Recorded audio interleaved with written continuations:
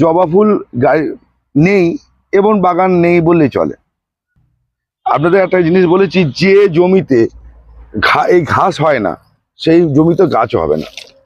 এই যে প্যাকেটের গাছটা দেখুন খুব ভালো অবস্থা নেই, প্যাকেটের গাছ কিন্তু ভালো অবস্থা নেই, অটোমেটিক এর এই পাতা ঝরা শুরু হয়ে গেছে, ঠিক আছে। তাই এগুলো কি করবেন, তখন এগুলো ফুলগুলো ফেলে দেবেন, যখন বসাবেন এগুলো ফেলে দেবেন। এটা দেখবেন জালি প্যাকেট থাকে, এটাকে বলে এই যে নেট পট বলে, এটাকে নেট পট বলে। আপনার এই নেট পট খুলে কাজ করতে যাবেন না, গাছ ক্ষতি হয়ে যাবে, পারবেন না। তাহলে কি করবেন বন্ধুরা, খেয়াল রাখবেন প্লেন মাটিতে বসান।